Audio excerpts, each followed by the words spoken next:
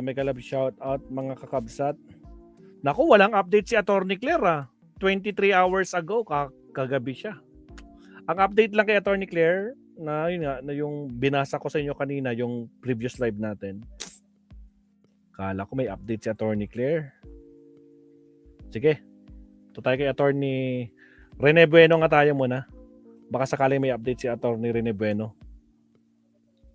Oh, ano to? 1 hour ago, huling-huli pero hindi mahuhuli na hide and seek sa NBI si Bato. 1 hour ago. Okay. Tingnan natin to.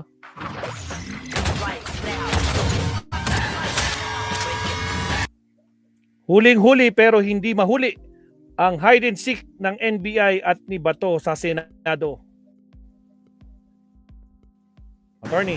Buenos dias, buenos tardes mga amigos, mga amigas, aking mga kompanyeros at kompanyeras, magandang gabi po sa inyong lahat. Ako po ang inyong lingkod, si Attorney Rene Bueno. Ngayon po ay magbibigay po tayo ng mga impormasyon at update tungkol sa mga pangyayari sa loob ng Senado kaninang hapon hanggang ngayong hating gabi, mga bandang alas 9 ng gabi. Tayo nag-monitor ng mga balita sa radyo, sa telebisyon at sa social media. At ang ating pong ibabalita ay base sa mga nakakanginig palat na kaganapan kaninang hapon at gabi nga sa loob mismo ng Senado. Alam niyo po yung Senado kanina ay pagkagat ng dilim ay nagmistulang gabi ng lagim sa Pasay City. Nagkaroon nga po ng putukan. Sunod-sunod na putukan, hindi natin malaman kung may tinamaan, nagkaroon ng mga injuries sa mga nasa loob ng gusali ng Senado. Nakakalungkot, no, di ba? Kasi yung legal na bakbakan sa loob ng mataas na kapulungan ay nauwi na sa marahas na harapan ng legislative versus the executive department staff. Ngayong bandang alas 8 po ng gabi, nabalot ng usok at takbo ang hallways ng Senado sa Pasay. Habang ang bansa ay nag-iintay kung isisilbi yung warrant of arrest laban kay Senator Bato de la Rosa. Hindi na lang po debate ang narinig kanina kung hindi bababa sa 10 sunod-sunod na putok ng baril, no, sa ikalawang palapag ng ating mataas na kapulungan. Nakakalungkot isipin na ang isang institusyon na ating iginagalang, nire-respeto ang siyang mismong parang hindi sumusunod sa pinag-uutos ng batas, international law, ang International Court, of which yung international law... Attorney, katasabi lang ni JV Bondok kanina, kailangan daw merong local court o domestic court order muna. Hindi daw nila gagalangin ang international court kung wala pang, kasi banyaga. Ganun din sinasabi nila Robin, nila lahat sila, pati lahat sila mga kalyado ni Bato. Diyos ko po, Rudy. Sige nga, lecturean mga attorney. Yan is part of the law of the land. Nakalagay po sa ating constitution yan Nakakapagtaka, may president pa last year. Isipin nyo na lang yung takot ng mga staff at journalist ng media na nandong kanina na nagkanya-kanyang takbo, nagkanya-kanyang tago sa ilalim ng mesa. May umiiyak na nga from Channel 5, no? Tama, Channel 5. At ang buong gusali ay agad na isinailalim na sa lockdown. May mga naririnig pang mga tunog ng mga drill sa mga pinto sa bandang GSIS parking lot kasi yung isa palang haligi dyan sa Senate ay nakadikit sa GSIS no? Ito yung kinakatakutan nating lahat. Ang pagguho ng kaayusan sa loob mismo ng institusyon na gumagawa ng ating mga batas. Mga mambabatas na mukhang hindi sumusunod sa ipinag-uutos ng ating saligang batas. Nakakalungkot, nakaka-frustrate, no? Ng ating mga mambabatas na inaasahan na siyang unang-unang gagalang sa saligang batas ay mukhang binabaliwala mga pinag-uutos ng ating batas.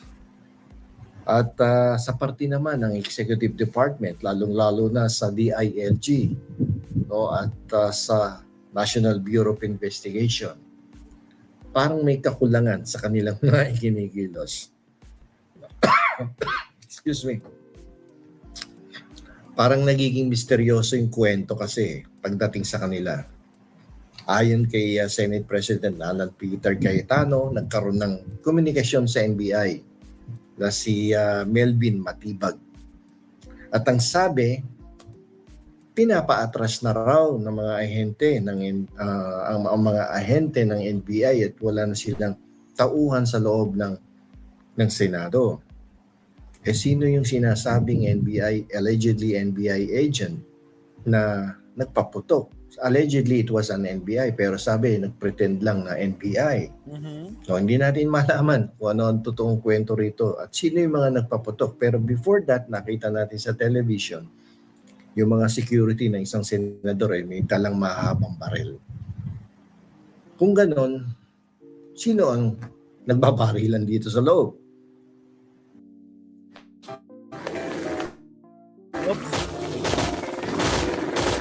Again, sa mga bagong pasok, shoutout sa mga naiwan. May ulit, 600 plus na naman tayo. Sa mga di pa nagla-like and subscribe, like and subscribe po tayo. Napakinggan natin si Attorney Rene Bueno, mga absat. At ano ang dahilan kung bakit nag-iingat masyado ang DILG?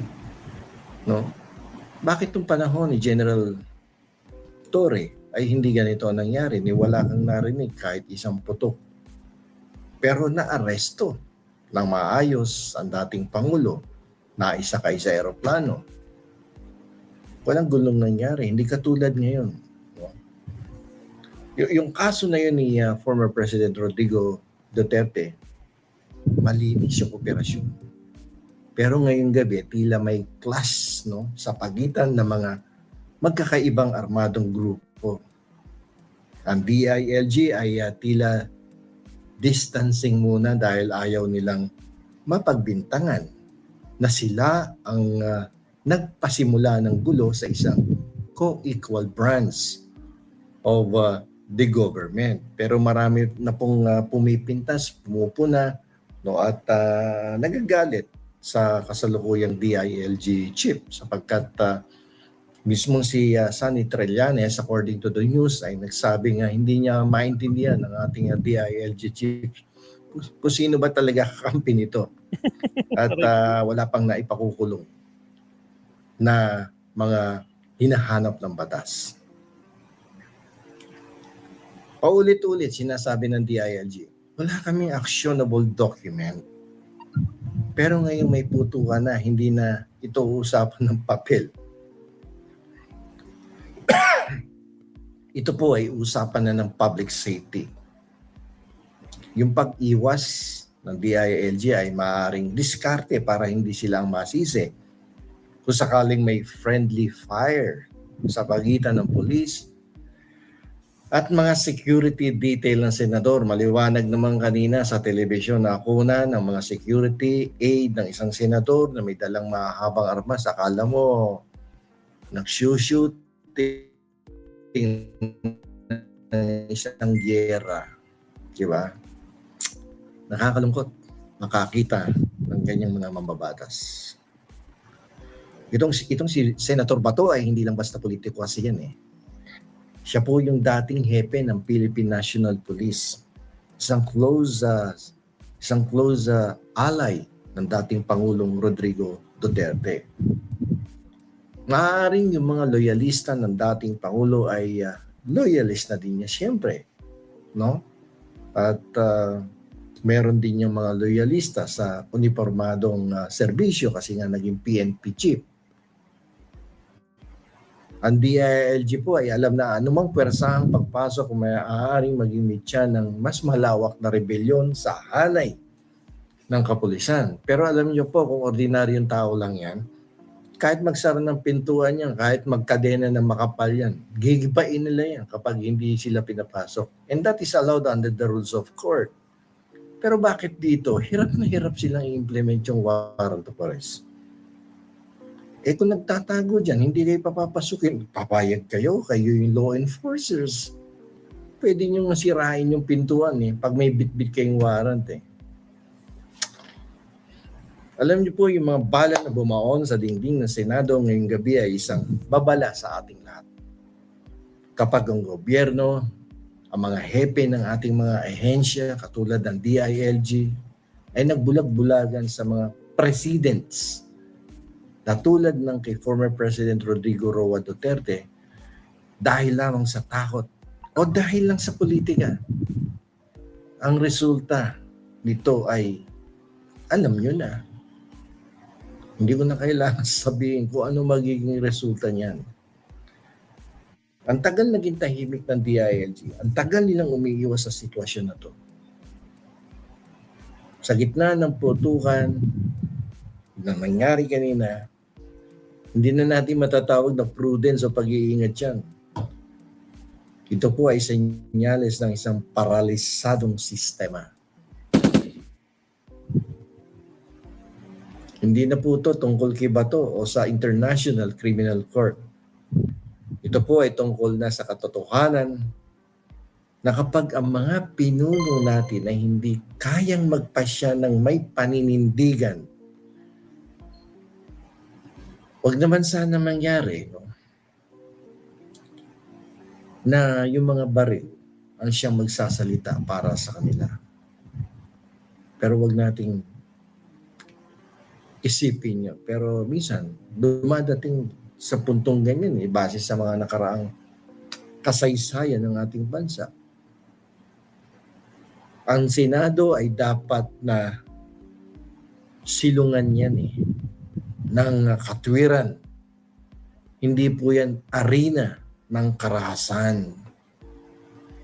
Yung bawat putok kanina ng baril na narinig natin sa pamamagitan ng mga news report ng mga telebisyon ngayong gabi, isang piraso ng ating demokrasya ang namamatay. Hanggang ang batas ay ginagamit lamang kapag ito ay convenient at iniiwasan kapag ito ay dangerous. Maninatili tayong bihag ng mga taong may baril sa halip na maging malaya sa ilalim ng batas. Nakakalungkot, di ba?